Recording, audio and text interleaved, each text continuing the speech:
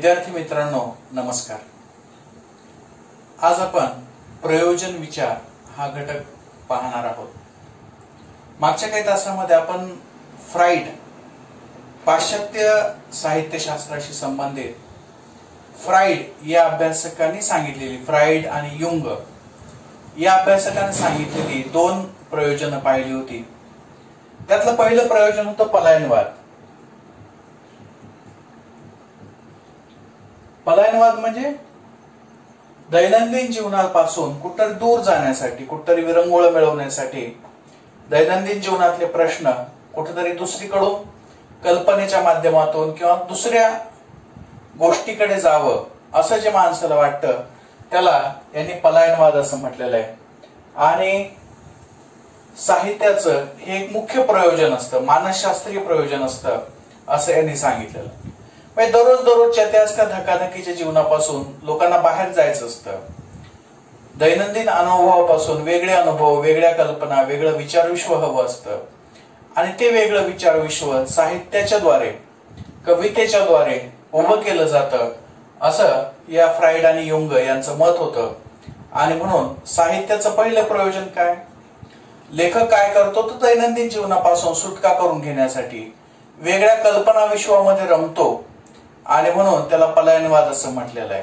आणि लेखक वाचक सुद्धा तशाच पद्धतीनं एका कल्पनेच्या जगामध्ये जाऊ इच्छितो दैनंदिन जीवनापासून वेगळ्या, आणि म्हणून त्याला पलायनवाद हे साहित्याचं पहिलं प्रयोजन मानलं गेलेलं आहे। दुसरं प्रयोजन याच्या सोबतच होतं, आपण त्याच्याविषयी मागच्या तासामध्ये चर्चा केली होती, ती होती स्वप्नरंजन। स्वप्नरंजन म्हणजे स्वप्न पाहणं। स्वप्नरंजन म्हणजे फक्त आपल्या दैनंदिन जीवनापासून पळून जायचं नाही, तर एका वेगळ्या जगामध्ये, एका वेगळ्या कल्पनेमध्ये स्वतःला घेऊन जायचं, त्याला स्वप्नरंजन असं म्हटलेलं आहे। आणि यांनी साहित्याला दिवा स्वप्न असं म्हटलेलं आहे। दिवा स्वप्न म्हणजे दिवसा पाहिलेलं स्वप्न, जे जागेपणी पाहिलं जातं असं स्वप्न, असं कल्पनेचं जग म्हणजे साहित्य असतं। आणि हे करण्यासाठी साहित्य लिहिलं जातं असं या फ्राइड आणि युंगचं मत होतं। याच्याविषयीची सविस्तर चर्चा आपण आतापर्यंत केलेली आहे। आता जे याच्यानंतरच तिसरी स्टेप आहे, जी तिसरी पायरी आहे मानसशास्त्रीय अभ्यासाची, मानसशास्त्रीय मांडणीची, ती तिसरी पायरी आहे वासनापूर्ती।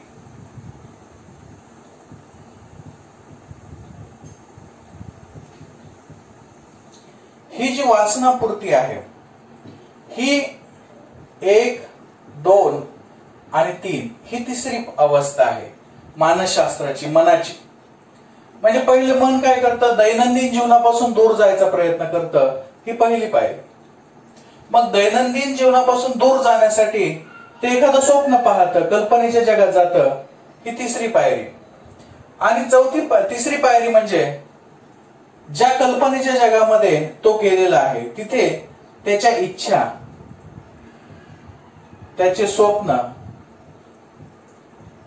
आणि त्याच्या मनातल्या भावना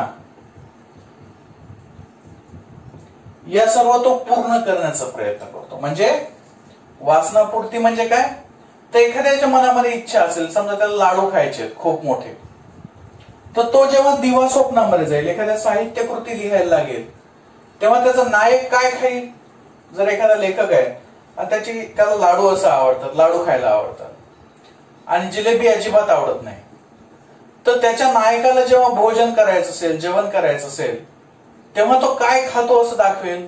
तर साहजिकच आहे, तो लाडू असं दाखवेल, कारण की याची ती इच्छा आहे। याचं एखादं स्वप्न आहे, हा लेखक आहे हडकुळा, पण त्याला बलदंड माणूस व्हायचं, धष्टपुष्ट माणूस व्हायचं, ताकदवान माणूस व्हायचं, तर त्याचा नायक सुद्धा कसा असेल, तर बलदंड असेल, धष्टपुष्ट असेल। तर त्याची जी स्वप्न आहेत ती सुद्धा कुठे इथं वापरली जातील। त्याच्या ज्या भावना आहेत, समजा त्याला त्याच्या आईविषयीचं खूप प्रेम असेल, तर तो त्याच्या साहित्यामध्ये काय लिहिल? आईविषयीचं प्रेम लिहिल। त्याला एखाद्या व्यक्तीचा तिरस्कार असेल, सत्तेविषयीचा तिरस्कार असेल, एखादा विद्रोही माणूस असेल, त्याला सत्ताधारी लोकांच्या विरोधात काम करायला आवडत असेल किंवा त्याची तशी इच्छा असेल, तशी त्याची भावना असेल, तर त्याच्या साहित्याचा नायक सुद्धा काय असेल, त्या व्यवस्थेच्या विरोधात काम करणारा एक व्यक्ती असेल. म्हणजे अशा पद्धतीनं ही जी भावना, विचार, स्वप्न आणि इच्छा ज्या आहेत, या सर्व अतृप्त ज्या गोष्टी असतात त्याच्या मनामध्ये, ते तो साहित्याच्या आधारे पूर्ण करेल. मग त्याची प्रियसी त्याच्या स्वप्नातली सारखी असेल, त्याचा खलनायक, त्याची भीती, त्याचे शब्द, हे सगळं त्याला एक असं वातावरण तयार करून देतील की ज्याच्यामुळे तो त्याच्या मनातल्यापासून, या वासनापासून मुक्त होईल. आणि हेच करण्यासाठी, म्हणजे अशाच कल्पनेच्या जगामध्ये रमून स्वतःच्या इच्छा, स्वप्न आणि भावना पूर्ण करण्यासाठी वाचक सुद्धा याचा वापर करेल. कशाचा? साहित्याचा. कोणता वाचक काय वाचतो? तरुण मुलं काय वाचतात? कादंबरी आणि कविता, कथा. एखाद्याला एखाद्या विषयीची माहिती हवी असेल तर तो काय वाचेल? चरित्र, आत्मचरित्र. म्हणजे ज्याची जशी इच्छा असेल, ज्याची जसे स्वप्न असतील, ज्याच्या जशा भावना असतील, त्या पूर्ण साहित्याच्या आधारे करून देण्याचं काम हे साहित्यातून होत असतं. आणि हेच मानसशास्त्रीय प्रयोजन असतं, असं फ्राइड आणि युंग या अभ्यासकांचं मत आहे. म्हणजे हे जे आहेत, हे तीनही जी प्रयोजन आहेत, ही मानसशास्त्रीय स्वरूपाची.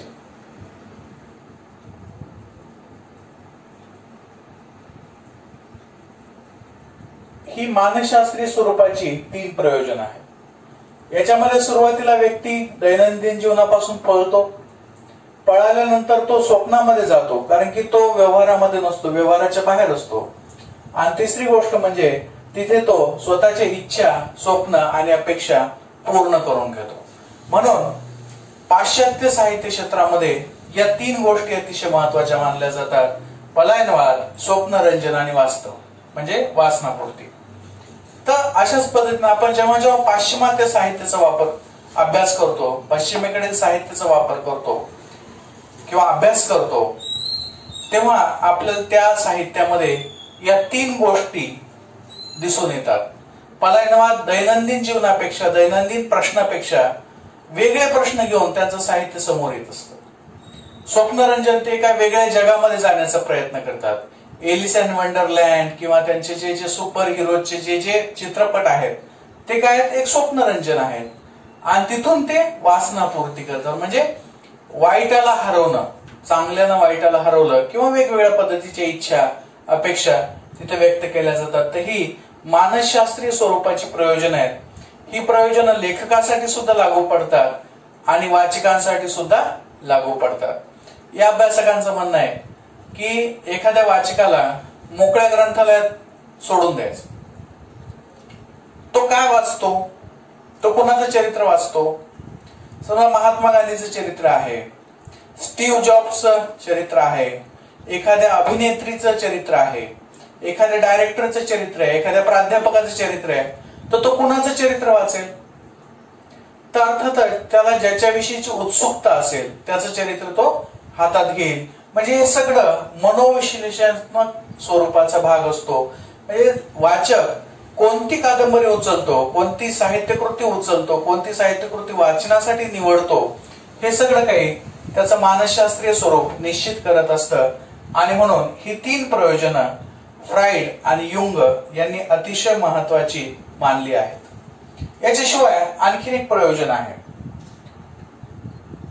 जे अशाच मानसशास्त्रीय स्वरूपाच्या घटकाशी संबंधित आहे, परंतु त्याला मनोविश्लेषणाशी काहीही संबंध नाही. म्हणजे हे जे आहेत मानसशास्त्रीय स्वरूपाचे प्रयोजन, हे सैद्धांतिक स्वरूपाचे प्रयोजन आहेत. म्हणजे कोणता घटक? म्हणजे चिकित्सेसाठी, मनोचिकित्सेसाठी. म्हणजे एखादा समूह, एखादा समाजगट कोणतं साहित्य वाचतो, कशा पद्धतीचं साहित्य वाचतो, यावरून त्या समूहाची मानसिकता अभ्यासता येते. असं एक मानसशास्त्रीय त्याचं विश्लेषण असतं. तर असं मानसशास्त्रीय विश्लेषण नसलेलं, परंतु मनाशी संबंधित असलेला आणखी एक प्रयोजन तिथं मानला जातो, तो आहे आत्माविष्कार.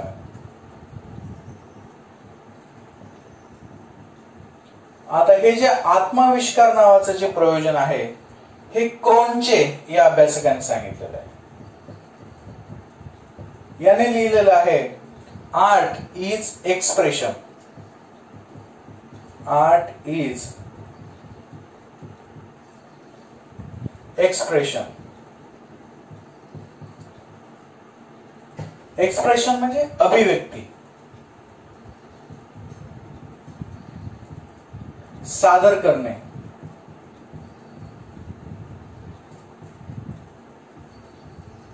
याचं काय म्हणणं आहे की आर्ट इज एक्सप्रेशन. एक्सप्रेशन म्हणजे अभिव्यक्त करणं. साहित्य काय असतं किंवा कला काय असते यांनी फक्त साहित्याविषयी म्हटलेलं नाही, ते इथं आर्ट विषयी म्हटलेलं आहे. आर्ट म्हणजे सर्व प्रकारच्या कला. मग त्याच्यामध्ये रांगोळी काढणं असो. रांगोळी काढत असताना स्त्रिया काय करतात, कोणतं रूप धारण करतात, कशामुळे रांगोळी काढतात, त्यांना एक्सप्रेशन व्हायचं असतं, त्यांना अभिव्यक्त व्हायचं असतं. चित्रकार चित्र काढतो, त्याला काय करायचं असतं, कशाचंही चित्र काढतात लोक. दगडाचंही काढतात, फुलाचंही काढतात, मुलाचंही काढतात, कोणत्याही स्वरूपाचं चित्र काढतात ते लोक. ते चित्र म्हणजे काय असतं तर त्यांनी सांगितलं आर्ट इज एक्सप्रेशन. कोणी संगीत वाजवतं, संगीत वाजवतं म्हणजे काय होतं, एक्सप्रेशन, व्यक्त होतो. आता हे व्यक्त काय होतं, जेव्हा एखादा व्यक्ती चित्र काढतो तेव्हा त्याला काय व्यक्त व्हायचं असतं. आता हे मुक्त म्हणतोय. जेव्हा एखादं संगीत वाजवतो, मनाला येईल ती बासरी वाजवतो, तेव्हा त्याला काय व्यक्त व्हायचं असतं. तर ही अभिव्यक्ती कशाची असते, तर यांनी सांगितलं की मनातल्या ज्या भावना असतात, मन आणि ह्या ज्या भावना असतात, या भावनांची अभिव्यक्ती या साहित्यामध्ये होत असते. आणि म्हणून हा जो आत्मविष्कार नावाचा जो प्रयोजनाचा भाग आहे, हा कोणाशी संबंधित आहे सर्वात जास्त, तर लेखकाशी संबंधित आहे. वाचकाशी याचा फार कमी संबंध येतो. म्हणजे वाचक सुद्धा आत्मविष्कार करत असतो, तो सुद्धा आस्वाद घेत असतो साहित्याचा, परंतु सगळ्यात जास्त याचं जे प्रयोजन वापरलं जातं आत्मविष्काराशी संबंधित, ते कोणाशी संबंधित आहे, तर लेखकाशी संबंधित आहे. Art is expression. आता हा लेखक हा एक्सप्रेशन का करतो, तर याच्यावर आपण मागच्या तासामध्ये साहित्याच्या व्याख्या पाहिलेल्या आहेत. हा अभिव्यक्त का करतो, तर क्रोमचेनं सांगितलं की हे अभिव्यक्त करणं हे त्याच्या मनाशी आणि भावनेशी संबंधित असतं. आता लक्षात ठेवा, याच्या पूर्वीची जी आपण प्रयोजन पाहिली होती, पलायनवाद, स्वप्नपूर्ती, वासनापूर्ती, दिवा स्वप्न वगैरे, ही मानसिक चिकित्सेशी संबंधित घटक होते. म्हणजे माणूस जो सामान्य व्यवहार करतो त्यापासून दूर पळण्याची आणि तिथं पूर्ण करण्याची ती भूमिका होती, ही मनोचिकित्सेची भूमिका होती. म्हणजे मानसिक असंतुलन हा तिथं मुख्य भाग आहे. म्हणजे मन स्थिर नाही, अस्थिर आहे आणि म्हणून तो व्यक्त होतोय. तर मनोचिकित्सेचा भाग म्हणून ती 3 प्रयोजन आलेली आहेत. हे प्रयोजन तसं मनोचिकित्सेचं नाहीये, म्हणजे मनातली बिमारी म्हणून तो प्रयोजन नाहीये, किंवा मनाची मर्यादा, त्या व्यक्तीची मर्यादा म्हणून हे प्रयोजन नाहीये. तर हे प्रयोजन सकारात्मक आहे. तर यांचं असं म्हणणं आहे क्रोंचेचं की माणसाला कुठं ना कुठेतरी व्यक्त व्हावं वाटतं, कोणाला तरी काही गोष्टी सांगाव्या अशा वाटतात. तर हे जे एक्सप्रेशन असतं, हे जे अभिव्यक्त असतं, हे भावनेचं असेल, कल्पनेचं असेल किंवा विचारांचं असेल, काही पण असू शकतं. कल्पना असू शकते, विचार असू शकते, भावना असू शकते.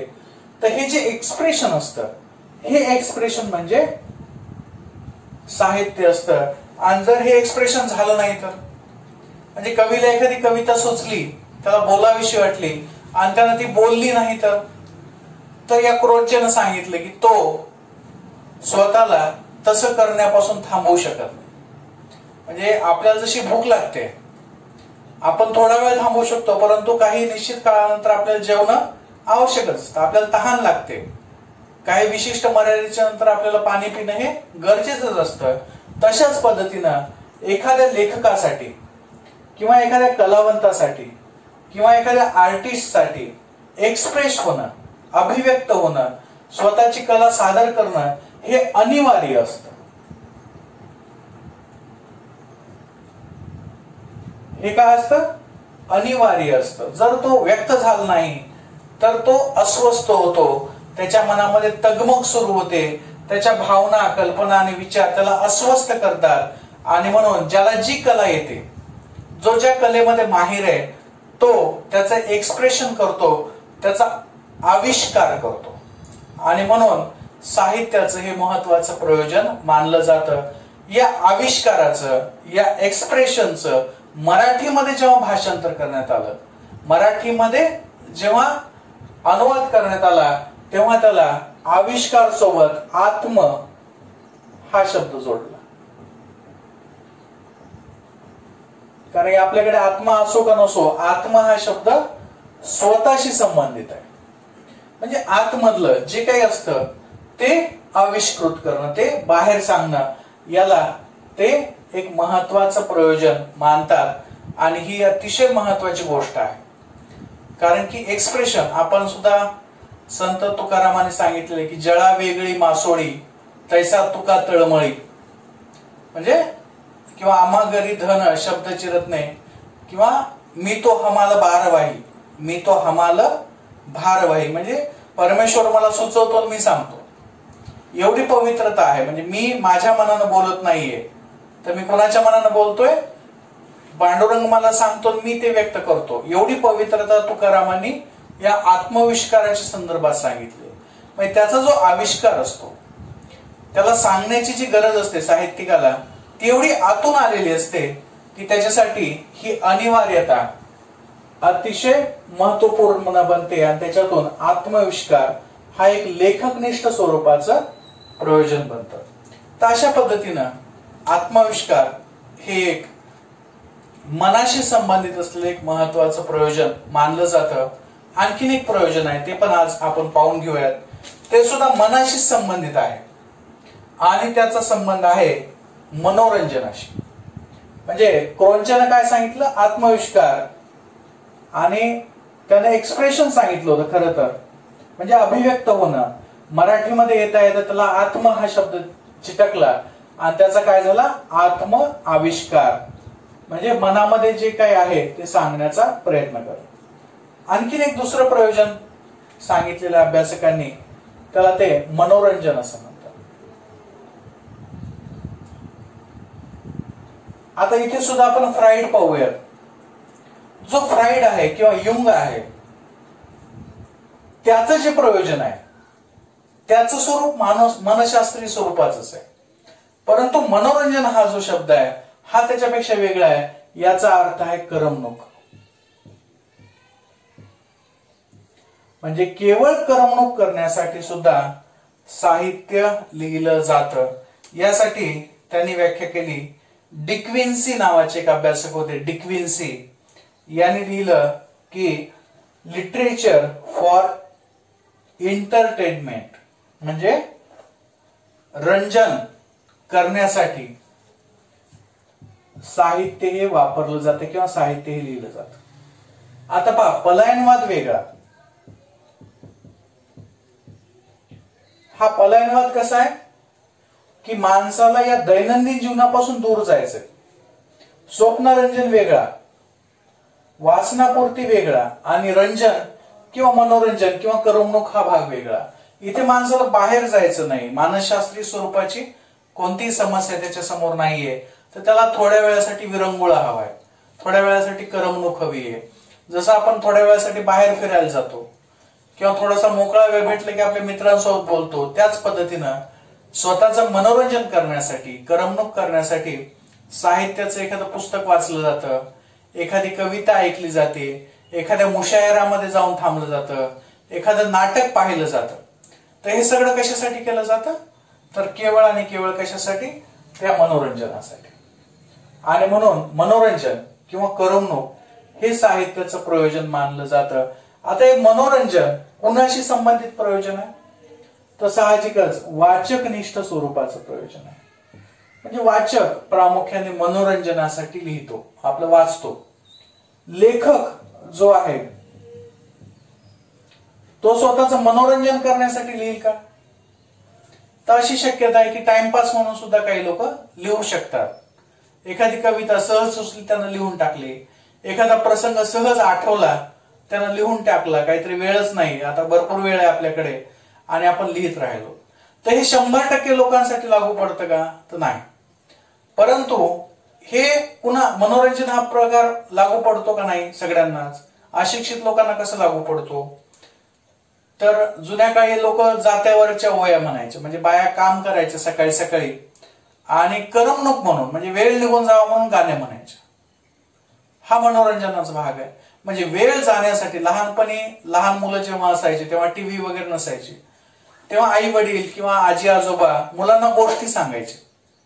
कशासाठी गोष्टी सांगायची? किंवा मनोरंजन व्हावं, टाइम निघून जावा, रंजन व्हावं, करमणूक व्हावं यासाठी.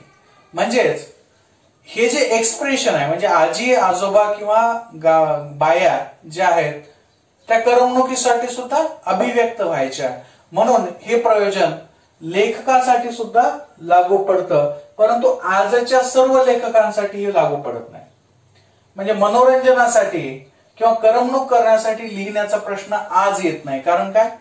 कारण की आज मनोरंजनाची खूप साधनं उपलब्ध आहेत, म्हणून कोणी मनोरंजन करण्यासाठी लिहित नाही. परंतु वाचक मात्र त्या पद्धतीनं साहित्याचा व्यवहार करत असलेले दिसून येतात. तर अशा पद्धतीनं आज आपण पलायनवाद आणि स्वप्नरंजन आणि वासनापूर्ती ही 3 मानसशास्त्रीय स्वरूपाची प्रयोजनं पाहिली. ती मनोचिकित्सेशी संबंधित आहेत, मानसिक विकृतीशी संबंधित आहेत, सामाजिक विकृतीशी संबंधित आहेत. त्याच्यानंतर आपण हे पाहिलं, मनोरंजन हे पाहिलं, आणि नंतर आत्मविष्कार हे सुद्धा प्रयोजन पाहिलेलं आहे. पुढच्या तासामध्ये आणखीन आपण काही प्रयोजन पाहूयात आणि ते थांबूयात.